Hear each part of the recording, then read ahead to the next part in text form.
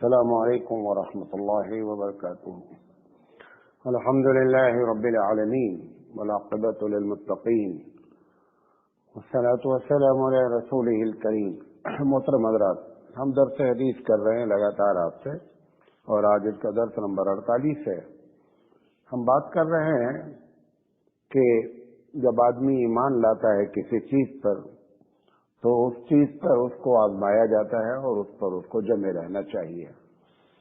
اس میں سے ہم بات کر رہے ہیں رسول پر ایمان کی بات، کہ اللہ کے رسول صلی اللہ علیہ وسلم نے جب ان صحابی سے فرمایا، سفیان بن عبداللہ ثقفی رضی اللہ تعالیٰ عنہ سے، کہ قل آمنت باللہ ثم استقم، مسلم شریف کی روایت ہے کہ اللہ پر میں ایمان لایا، یہ کہیے اور جمے رہیے۔ تو نبی پر جو ایمان لانے کی بات ہے، بنیادی طور پر میں نے 3 باتیں آپ کے سامنے بتائی۔ ایک یہ بتایا کہ نبی پر ایمان کا مطلب کہ آپ کی زندگی کو آدمی اپنے لیے آئیڈیل بنانا، نمونہ بنانا۔ دوسری بات یہ ہے کہ اللہ کے رسول صلی اللہ علیہ وسلم جب جو بات کہتے ہیں اس کی اطاعت کرنا، جو بات کہی گئی ہے اس کی اطاعت کرنا، یہ دوسری بات ہم نے بتائی آپ کے سامنے۔ اور تیسری چیز یہ کہ اللہ کے رسول صلی اللہ علیہ وسلم آخری نبی ہیں، اس بات کا یقین رکھنا کہ نبی کریم صلی اللہ علیہ وسلم آخری نبی ہیں۔ کچھ چیزیں ایسی ہوتی ہیں اور بہت سی چیزیں ہیں جو ایمان کے ہمارے عقائد میں داخل ہیں، اس پہ 2 باتیں کریں کہ آگے کریں گے۔ اس میں سے ایک بات یہ بھی ہے کہ جتنے بھی نبی ہوتے ہیں، جتنے بھی رسول ہوتے ہیں، وہ معصوم عن الخطا ہوتے ہیں۔ یہ بھی ہمارا عقیدہ ہے اہل سنت والجماعت کا۔ معصوم عن الخطا کا مطلب یہ ہوتا ہے کہ ان سے گناہ کبیرہ ہونے کے کوئی چانسز ہی نہیں ہوتے، کوئی سوال ہی نہیں اٹھتا ہے کہ رسول سے کوئی گناہ ہو جائے۔ یہ مطلب نہیں ہے کہ ان کے اندر گناہ ہونے کی صلاحیت ہی نہیں ہوتی فرشتے کی طرح، ایسا نہیں ہوتا ہے۔ کیونکہ اگر کسی کے اندر کوئی صلاحیت ہی نہ ہو اور پھر وہ کام نہ کرے تو کمال نہیں رہا۔ کمال تو جب ہے کہ اس کے اندر اس کی کرنے کی ایبلٹی، صلاحیت موجود ہو لیکن وہ نہ کرے۔ تو انبیاء کے بارے میں ہمارا عقیدہ یہ ہے کہ وہ گناہ نہیں کرتے ہیں اور اللہ ان کی کیا کرتا ہے؟ حفاظت کرتا ہے۔ اس سلسلے میں یہودیوں نے اور نصرانیوں نے بہت زیادہ انبیاء کے ساتھ زیادتی کی، اور آج بھی بائبل میں، مطلب انجیل میں اور توریت میں جو باتیں لکھی ہوئی ہیں، وہ ایک رسول کیا عام آدمی کے طریقے سے انہوں نے ان کے ساتھ گناہوں کا ذکر کیا۔ لہذا ہم جو ہے اہل سنت والجماعت اس بات کے قطعی قائل نہیں ہیں کہ ان سے غلطی نہیں ہوتی ہے، لیکن بریکٹ کی ایک بات یہ بھی بتا دیں کہ ہم لوگ آگے بڑھے اور ہم یہ سمجھنے لگے کہ بعض لوگ بھی ایسے ہو سکتے ہیں جن سے غلطی نہ ہو۔ دیکھتے بات رسول کے بارے میں تو ہمارا یہ عقیدہ ہونا ہی چاہیے کہ انبیاء معصوم عن الخطا ہوتے ہیں۔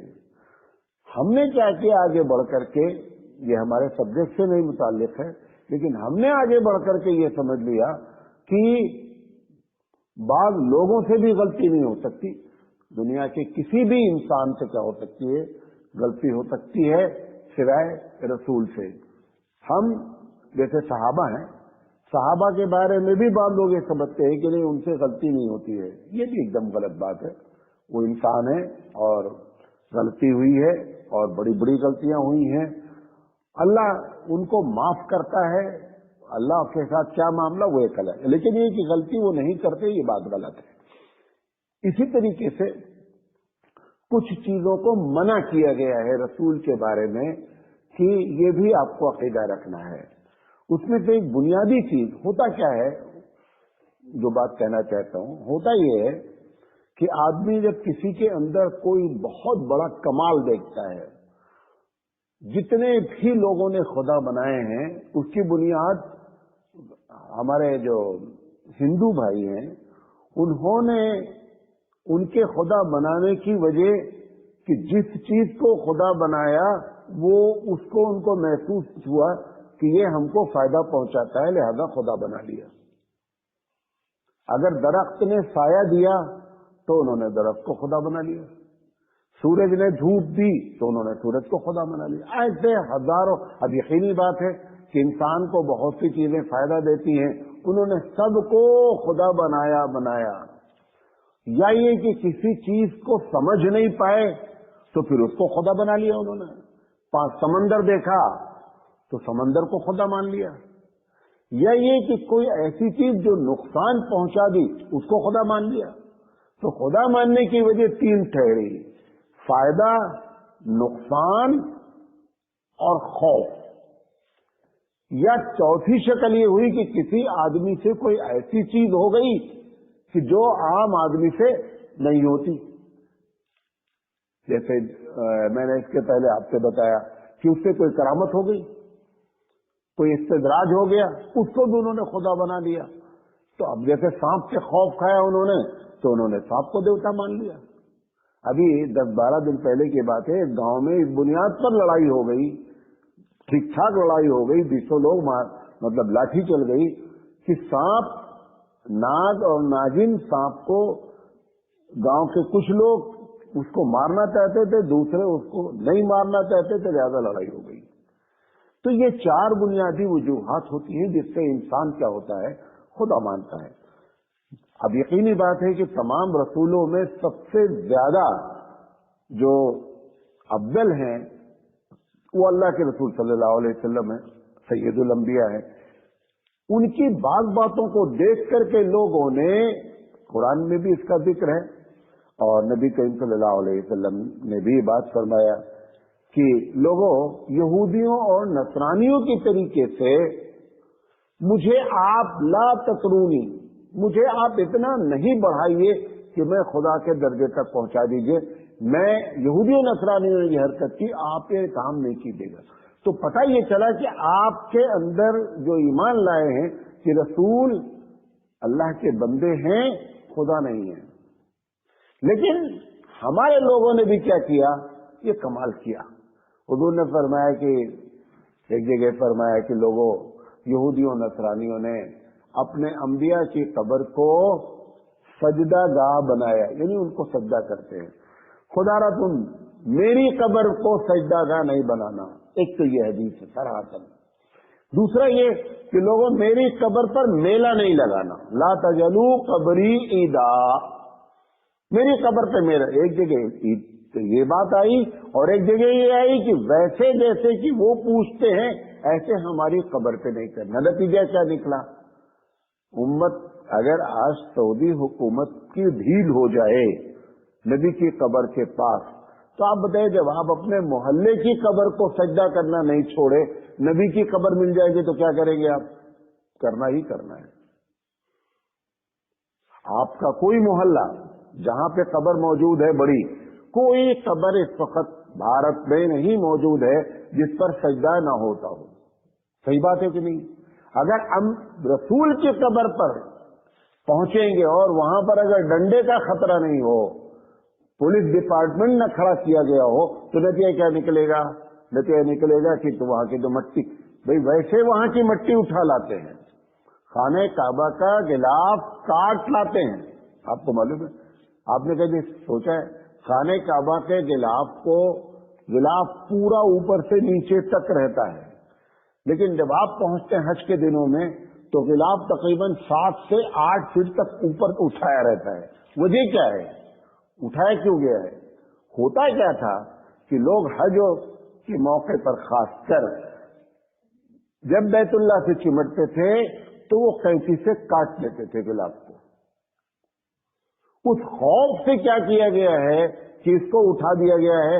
اب حتیٰ کہ جب کبھی کیلنڈر میں یا کبھی کہیں اس کی تصویر بیت اللہ کی آتی ہے تو ہمیشہ نیچے اینٹیں نظر آتی رہتی ہیں، لوگ سمجھتے ہیں کہ یہی ڈیزائن ہے، وہ ڈیزائن نہیں، وہ مجبوری تمہارے اور خاص کر یہ لوگ کرتے تھے، بھارت کے لوگ یہ کرتے تھے کہ ان खिलाफ को काट लाते थे।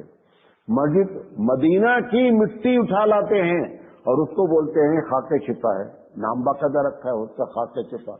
अल्लाह के रसूल सल्लल्लाहु अलैहि वसल्लम ने फरमाया कि मिट्टी खाना हराम है। आपको मालूम है यदि मिट्टी खाना हराम है, इसीलिए इतने तवाज़ो करने वाले नबी सल्लल्लाहु अलैहि वसल्लम, अगर रोटी जल जाती है, जब कोई जलेगी चीज तो क्या बनेगी, मिट्टी बनेगी, जली रोटी खाना जो है ना मना है। मतलब आप सजे नहीं भाई चलो अनाज है, अल्लाह का रिज़्क़ है, होते ना लोग कि रोटी का एक हिस्सा पीछे कहीं जल गया, वो जो काला हिस्सा हो जाता है उसको नहीं खाना चाहिए। वो क्योंकि वो किसके हुक्म में आ जाती है, वो मिट्टी के हुक्म और राख के हुक्म में आ जाती है। तो मदीने की मिट्टी आपने खा के शिफा बना लिया, अगर नबी करीम सल्लल्लाहु अलैहि वसल्लम की कब्र का मामला आएगा तो क्या करेंगे? लिहाजा अल्लाह के रसूल सल्लल्लाहु अलैहि वसल्लम ने अपनी जिंदगी में ये फरमाया कि लोगों मेरी कब्र को मेला नहीं बनाना।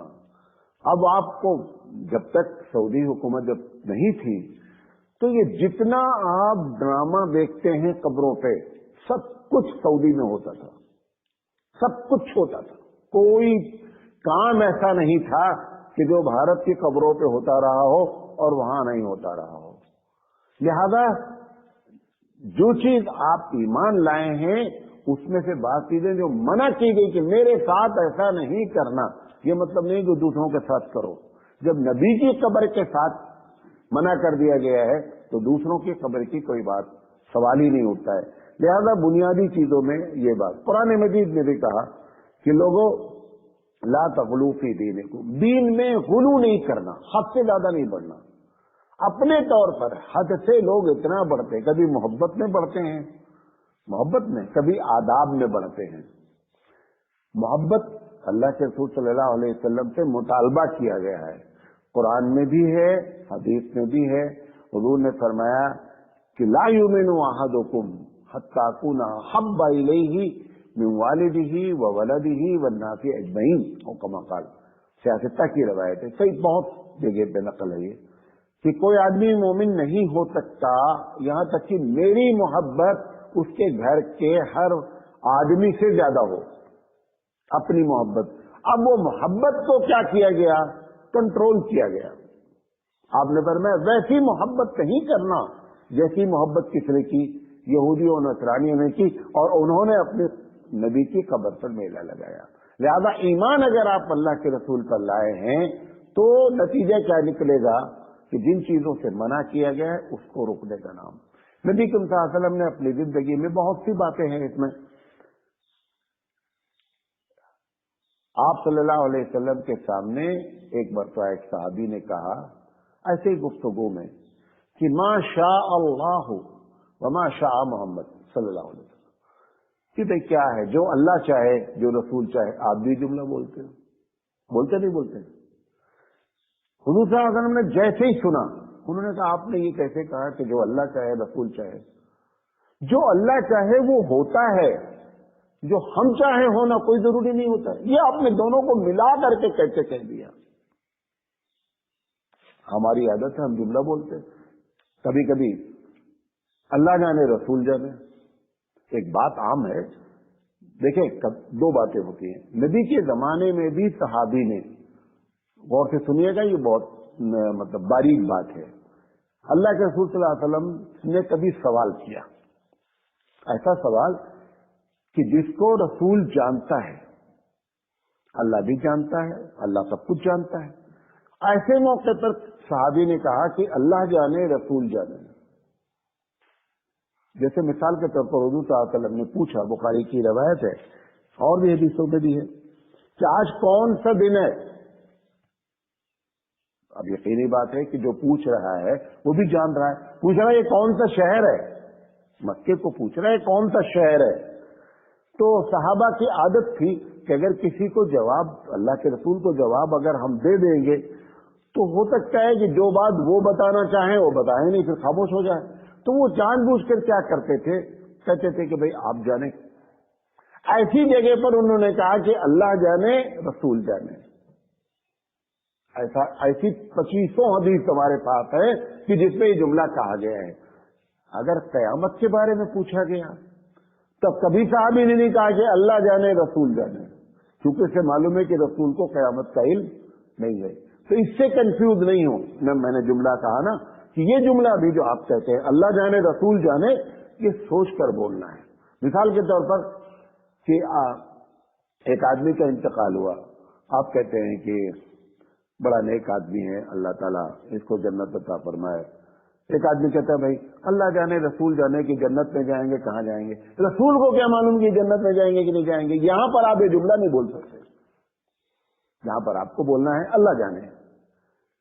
حضرت عائشہ صدیقہ رضی اللہ تعالی عنہ گھر میں آئے، حضور صلی اللہ علیہ وسلم حضرت عائشہ رضی اللہ تعالیٰ نے پوچھا کہاں تشریف لے گئے تھے؟ فرمایا ایک جنازہ تھا بچے کا. تو حضرت عائشہ نے فرمایا کہ بڑا مبارک ہے، جنت کے پرندوں میں سے ایک پرندہ ہے، یعنی وہ جنتی ہے. تو حضرت عائشہ صدیقہ رضی اللہ تعالیٰ عنہ تو حضور نے فرمایا کہ تو اللہ ہی بہتر جانتا ہے کہ کون جنتی ہے کون جنتی نہیں. حضور نے یہ نہیں کہا کہ عائشہ ہاں تم صحیح کہہ رہی ہو، اللہ جانتا ہے وہ جنتی ہے اور میں بھی جانتا ہوں کہ وہ جنتی ہے. حتیٰ کہ جاننے کی جہاں تک بات ہے، جو چیز بھی ہمارے نگاہوں کے پیچھے ہے، آنے والے دنوں میں ہے، اس میں کوئی رسول کچھ نہیں جانتا ہے. اللہ بتا دے، بتاتا بھی ہے، اور بتا دے تو یقینی باتیں جانتا ہے، اور بہت کچھ جانتا ہے لیکن بتانے پر جانتا، خود سے نہیں جانتا. حضرت عائشہ صدیقہ رضی اللہ تعالیٰ عنہ کو حضور بہت چاہتے تھے. منافقوں نے پلاننگ سے حضرت عائشہ پر الزام لگا دیا کہ حضرت عائشہ نعوذ باللہ ان کا تعلق فلاں آدمی سے ہے. حضرت عائشہ صدیقہ رضی اللہ تعالیٰ عنہ کو جب معلوم ہوا کہ میرے بارے میں لوگوں نے کہا ہے، بہت روئی بیچاری، اتنا روئی اتنا روئی اتنا روئی. حدیث میں آتا ہے کہ اب روئے تو آنسو نہ نکلے، یعنی آنسو خشک ہو گیا روتے روتے. اللہ کے رسول صلی اللہ علیہ وسلم سے فرمایا کہ ایسا ایسا میرے بارے میں آپ کو معلوم ہے. کہا آپ میرے بارے میں کیا رائے رکھتے ہیں؟ لوگ یہ جو الزام لگا رہے ہیں آپ کیا سمجھتے ہیں؟ حضور صلی اللہ علیہ وسلم کو کیا کہنا چاہیے تھا؟ میں اچھی طرح جانتا ہوں کہ تم بے گناہ ہو. عام آدمی اگر اپنی بیوی کے بارے میں پوچھے تو جملہ بولے گا وہ. اللہ کے رسول صلی اللہ علیہ وسلم نے فرمایا عائشہ یہ لوگوں نے کہا لیکن میں کچھ کہہ نہیں سکتا، میں کچھ نہیں کہہ سکتا. میں یہ نہیں کہہ سکتا کہ یہ الزام جو لگایا گیا ہے یہ سب جھوٹے ہیں اور تم سچی ہو. تو انہوں نے کہا جب آپ بھی جملہ نہیں بول رہے ہیں تو مجھے میرے میکے بھیج دیجئے، اور جب تک میرے بارے میں میرا رب فیصلہ نہ کر دے بہتر ہے کہ میں اپنے میکے چلی جاؤں. اس لیے کہ اگر ہمارا شوہر ہی ہمارے بارے میں دو دو چار کی طریقے سے نہیں کہہ رہا یقین کے ساتھ تو بہتر ہے کہ میں اپنے میکے چلی جاؤں. یہ سارا واقعہ صحیح حدیثوں میں لکھا ہے. حضرت عائشہ اپنے میکے چلی گئی اور روتی رہی، لیکن اللہ کے رسول صلی اللہ علیہ وسلم نے یہ نہیں کہا کہ عائشہ میں سب کچھ جانتا ہوں کہ تم بے گناہ ہو. آپ بتائیے، اب ایک آدمی کہتا ہے کہ اللہ کے رسول صلی اللہ علیہ وسلم سب کچھ جانتے ہیں، تو وہ جو ایمان لایا اس میں اس کو آزمایا گیا، وہاں پہ دھوکہ کھایا. اچھا کہتا کیوں ہے؟ سوال یہ ہے، وہ بھی قرآن حدیث پڑھتا بندہ، کہتا کیوں ہے کہ اللہ کے رسول صلی اللہ علیہ وسلم بھی سب کچھ جانتے ہیں؟ اس کی وجہ آپ کو بتا دیتے ہیں. ایسے ہی ہمارے پاس ایک دو نہیں سینکڑوں حدیثیں ہیں، سینکڑوں حدیث ہیں کہ عام آدمی کے بس میں نہیں تھا کہ وہ بات جانتا، حضور صلی اللہ علیہ وسلم نے بتا دیا. جیسے ایک صاحب نے پوچھا، ان کے بارے میں لوگ کہتے تھے کہ ان کے باپ فلاں ہے. ایک دن انہوں نے اللہ کے رسول نے فرمایا پوچھو جو پوچھنا ہے. انہوں نے کہا میرے باپ کون ہے؟ حضور صلی اللہ علیہ وسلم نے فرمایا کہ تمہارے باپ اصل وہ ہے فلاں آدمی. اب سوال یہ ہے کہ حضور کو کیسے معلوم ہوا؟ ایسے 50 حدیثیں ہیں جس کی وجہ سے لوگ کنفیوز ہوئے. اللہ کے رسول صلی اللہ علیہ وسلم نے وہ بات کیوں کہی؟ اس کا جواب قرآن نے ایک جگہ لکھ دیا ہے کہ محمد صلی اللہ علیہ وسلم جب کوئی بات کرتے ہیں تو اللہ کے بتانے کے بات کرتے ہیں. اللہ نے بتا دیا کہ اس کا باپ فلاں ہے، وہ بتا دیا. جب اللہ نے نہیں بتایا تو پوچھا گیا قیامت کب آئے گی؟ جبریل امین آئے. جبریل امین نے لوگوں کو تعلیم دینے کے لیے سوال پوچھا کہ اللہ کے رسول قیامت کب آئے گی؟ حضور کو کیا بولنا چاہیے تھا آپ کے بقول کہ حضور سب کچھ جانتے ہیں؟ اللہ کے رسول صلی اللہ علیہ وسلم کو کہنا تھا کہ فلاں ٹائم پر قیامت آئے گی. حضور صلی اللہ علیہ وسلم نے دونوں باتیں فرمائی کہ تم فرشتے ہو، حضور کو تو معلوم تھا یہ جبریل ہے، اور میں انسان ہوں. آپ نے فرمایا نہ تم جانتے ہو نہ میں جانتا ہوں، تم بھی جبریل ہو اور ملائکہ میں ملائکہ کے سردار ہو، لیکن تم کو بھی یہ بات کی اطلاع نہیں ہے کہ قیامت کب آئے گی. کیوں؟ اللہ تعالیٰ نے قرآن میں کہا کہ ہم نے قیامت کے بارے میں کسی کو بتایا ہی نہیں، کوئی جانتا ہی نہیں. بخاری کی روایت مل مسئول عنہا بعلم من السائل، حضور نے فرمایا کہ جس سے سوال کیا جا رہا ہے اور جو سوال کر رہا ہے، سوال کرنے والے سے زیادہ جواب دینے والا نہیں جانتا. مطلب نہ تم جانتے ہو نہ ہم جانتے ہیں. قرآن میں بھی اس کا ذکر کیا گیا. اب جتنی باتیں، ایک جملے میں جواب دے کر اپنی بات ختم، جتنی باتیں آپ کو معلوم ہو جائیں ایسی کہ جس میں لگے کہ کل کی بات بتا دیا یا پیچھے کی بات بتا دیا یا غیب کی بات بتا دیا، وہ سب قرآن میں ذکر ہے کہ ہم نے اپنے نبی کو غیب کی وہ باتیں بتائی جو بتانا ہے بتا دیا، لیکن جو نہیں بتایا تو نہیں بتایا. یہ عقیدہ رکھ لے تو کبھی بھی اگر کوئی ایسی حدیث آ جائے تو سمجھ لیں کہ اللہ نے اپنے نبی کو کیا کیا ہے، بتا دیا ہے. وما ينطق عن الهوى ان هو الا وحی یوحی، کہ یہ محمد صلی اللہ علیہ وسلم وہی باتیں بولتے ہیں جو اللہ ان کو بتاتا ہے. اور آپ یہ بھی دیکھ لیں کبھی کبھی ایک بات بتائی اپنی طرف سے اور غلط ہو سکتی ہے، شریعت میں نہیں ہو سکتی، یہ بھی نوٹ کر لیں.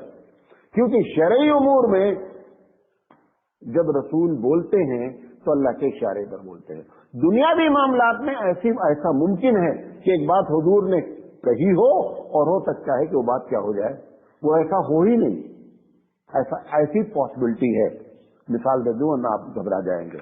اللہ کے رسول صلی اللہ علیہ وسلم بایولوجی نہیں پڑھے تھے. مدینے میں لوگ کیونکہ کھجور کے کسان سے کھجور کی کھیتی کرتے تھے، کھجور ہوتی تھی، باغ ہوتی تھی، تو کھجور میں ہوتا یہ ہے کہ اگر 100 درخت ہوتے ہیں تو ایک آدھ درخت کم سے کم 2 درخت وہاں پر میل ہوتا ہے اور 99 درخت فیمیل ہوتے ہیں. مرد اور عورت 2 الگ الگ درخت ہوتے ہیں. تو جو میل درخت ہوتا ہے اس میں پھل نہیں لگتا ہے، اس میں جیسے یہاں پر کیوڑا ایک پھل ہوتا ہے نا، سیم ایسی شکل کا بیچوں بیچ سے ایک پھول نکلتا ہے، ایک دم کورڈ ہوتا ہے جیسے بھٹا کورڈ ہوتا ہے، ایسے کورڈ رہتا ہے. اس کو کاٹ لیا جاتا ہے. کاٹنے کے بعد اس کو جب چھیلتے ہیں تو اس کے اندر گیہوں کی طریقے سے بالیاں نکلتی ہیں. ایک میں کم سے کم 200-250 بالیاں ہوتی ہیں. جیسے ہی وہ چھیلتے ہیں نا ساری بالیاں کیا ہوتی ہیں، پھیل جاتی ہیں. ایک بالی اس میں سے کاٹی جاتی ہے.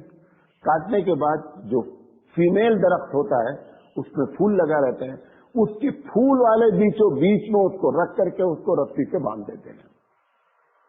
وہ کراس جسے آپ کہتے ہیں، اس کو تعبیر نخل کہتے ہیں. وہ ہر یا آپ کے یہاں جو جنگلی کھجور آپ بولتے ہیں، کھجور اتنی ہوتی، کیونکہ آپ تعبیر نخل نہیں کرتے ہیں لہذا وہ کھجور بڑھتی نہیں ہے. وہ پھول رہتا ہے وہی تھوڑی سی کھجور بن جاتی، ہوتی نہیں ہے. اگر وہ تعبیر نخل کر دیا جائے، ہمارے گاؤں میں ہمارے محلے میں تھی، ہم نے ایک مرتبہ بتا دیا، ایک صاحب نے ایک درخت کو کر دیا، اس کو شاندار کھجور پیدا ہوئی، وہ ہم کو معلوم ہی نہیں ہے. اللہ کے رسول صلی اللہ علیہ وسلم مکے والے، آپ تاجر ہیں، آپ کو معلوم نہیں. مدینہ جب آئے تو لوگ ادھر سے کاٹ رہے ہیں، ادھر لے جا کر کے لپیٹ رہے ہیں. ہر درخت پہ چڑھنا پڑتا ہے، یہ بڑا جاب ہے. تو ہر درخت پہ چڑھنا ہے اور اس کو فیمیل کو میل کو کیا کرنا ہے، ملانا ہے. اللہ کے رسول صلی اللہ علیہ وسلم نے جب دیکھا تو انہوں نے کہا کیا کر رہے ہو. اب وہ بھی بایولوجی نہیں پڑھے تھے کہ وہ اس کا جواب دیں کہ انہوں نے کہا بھائی ایسے کرتے ہیں.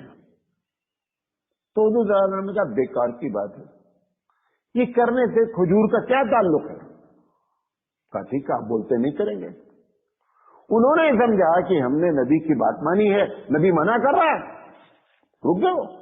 اب جب انہوں نے وہ رک گئے تو پورے مدینے میں مشہور ہو گیا بھائی دیکھو یہ جو ہم لوگ کام کرتے ہیں یہ غلط ہے، نہیں کرنا ہے، رسول نے منع کر دیا.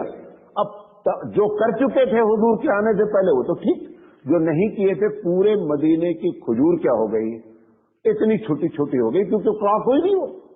अब जब फल पका तो लोगों को, जैसे रस्म होता है, हम लोगों के बचपन में होता था कि बाग में अगर किसी की बाग होती थी तो वो फल को मोहल्ले में इधर उधर बांटता था। आज भी करते हैं जिन लोगों के, वो बहरहाल वो अल्लाह के रसूल सल्लल्लाहु अलैहि वसल्लम के पास खजूर लेकर के आए तो रसूल सल्लल्लाहु अलैहि वसल्लम ने कहा ये क्या हुआ यार, इतनी छोटी छोटी खजूर, हम मक्के में रहते थे तो मदीने की खजूर हम वहां मंगाते थे और यहाँ मदीने में इतनी छोटी छोटी खजूर। तो वो जो साहबी उस वक्त मौजूद थे उन्होंने कहा कि आप ही ने मना किया, हमने कर दिया, ये नतीजा निकल आया। अब देखिए ये दुनियावी बात थी, गलत हुई कि नहीं हुई, गलत हो गई। हुजूर ने एक जुमला फरमाया, तारीखी जुमला, अंतुम आलमु बि उमूरी दुनियाकुम, ऐ लोगों हो सकता है कि तुम दुनियावी मामलात में मुझसे ज्यादा जानते हो। बात समझ में आ गई? तो तीन बातें हो गई। एक बात, ईमान लाए हैं हम रसूल की हैसियत से, जब भी वो बात करेंगे सवाल ही नहीं उठता कि वो बात गलत हो, नंबर 1। नंबर 2, अगर कोई गैब की बात उन्होंने बताई है तो हमारा यकीन होना चाहिए कि अल्लाह के रसूल सल्लल्लाहु अलैहि वसल्लम ने अगर बताया है तो अल्लाह के बताने पर बताया है, खुद से नहीं बताया है। वरना हजरत आयशा सिद्दीका रजी अल्लाह तआला अन्हा के बारे में भी बता देते कि क्या हुआ है, ये जितना इल्जाम रखा गया गलत है। अगर बताया है तो अल्लाह के बताने से बताया है, और अगर दुनियावी मामले में अपनी तरफ से बताया है तो जैसे आप दुनियावी मामलात में बात कर लेते हैं तो बात सही भी हो सकती है, कभी कभी गलत हो जाती है, एक नॉलेज वाली। उसमें अल्लाह के रसूल सल्लल्लाहु अलैहि वसल्लम भी अगर वो बात करते हैं तो उसमें कभी कभी, ऐसा नहीं होता है समर, कभी कभी गलती हो सकती है और वो बात गलत हो सकती है। हुजूर ने फरमाया कि लोग मेरे सामने मुकदमा पेश करते हैं, और से तो नहीं होगा, लोग मेरे सामने अदालत में आते हैं, मुकदमा लेकर आते हैं। एक आदमी गलत होता है, 100% रॉन्ग है, लेकिन इतनी जबरदस्त आर्गूमेंट करता है और दलील देता है कि मैं उसी के हक में फैसला कर देता हूं, उसी के हक में फैसला कर, जबकि वो जो कुछ हो रहा है, क्या हो रहा है, वो गलत हो रहा है। हुजूर ने फरमाया कि अगर मैं भी फैसला किया इस बुनियाद पर कि वो आर्गूमेंट कर रहा है तो आप ये न जानिए कि रसूल ने फैसला कर दिया है, ज्यादा चाहे जब मेरे हक में है तो मैं ही सही हूं, जरूरी नहीं है। आप अपने हाथ में आग का अंगारा लेकर जा रहे हैं, जजमेंट लेकर नहीं जा रहे हैं, क्योंकि आपने आर्गूमेंट किया, ऐसा विटनेस पेश कर दिया। अब मर्डर उसने नहीं किया है, तुमने 2 विटनेस पेश कर दिया कि मैंने अपनी आंखों से देखा है कि इनका मर्डर हुआ। अब जब विटनेस हो जाएगा तो जजमेंट किसके मौफिक हो जाएगा, विटनेस के मौफिक हो। उन्होंने फरमाया ऐसा हो सकता है कि मैं तुमको फैसला दूं और तुम फैसला लेकर के नहीं जा रहे हो, बल्कि क्या लेकर के जा रहे हो, आग का अंगारा लेकर के जा रहे हो। ये तुम्हारे लिए हमारे लिए भी नसीहत है कि अगर कोई मुकदमा तुम्हारे फेवर में हो गया और तुम बातिल हो तो ये खुश होने की बात नहीं है, सीधा मुकदमा मेरे फेवर में है। मुकदमा तो डिपेंड करता है आर्गूमेंट के ऊपर है। तो इसलिए तीनों बातें हमको नबी के बारे में यकीन रखना चाहिए कि जो बात कही आपने बता दिया है, वो बात अल्लाह ने उनको बता दिया, हुजूर ने बता दिया, नहीं बताया तो नहीं बताया। इंशाअल्लाह जिंदगी की तक 2-1 मिसालें और देंगे हम आपको सबकी, क्योंकि ये बड़ा सेंसिटिव टॉपिक है। तो आपको यकीन रखना है, आपका ईमान है हमारे रसूल अकरम सल्लल्लाहु अलैहि वसल्लम के बारे में कि अल्लाह की सिफत उनके अंदर मौजूद नहीं है। ये कहना चाहता हूं, ये सिफत अल्लाह की है कि अल्लाह गलती से पाक है, अल्लाह गलती नहीं कर सकता है, नामुमकिनात में से हैं। उसकी जितनी सिफत है वो किसी इंसान के अंदर मौजूद नहीं है। अगर आप वो अकीदा रख लिए तो आपका इम्तिहान इसमें हो जाएगा। और ऐसे ऐसे वाकयात होते हैं हदीसों में जिसकी वजह से आदमी कंफ्यूज होकर के यहां तक कहने लगता है कि जो अर्श पे था खुदा होकर उतर पड़ा है मदीने में मुस्तफा होकर। ये जुमला बोलने लगता है क्योंकि उसके अंदर खुदाई वो चीजें नजर आने लगती हैं कि ये सब काम तो खुदा का है, लिहाजा वो हुजूर सल्लल्लाहु अलैहि वसल्लम को भी खुदा बोलने लगता है। अल्लाह ताला सही समझ अता फरमाए। वाखिर दावाना अल्हम्दुलिल्लाह।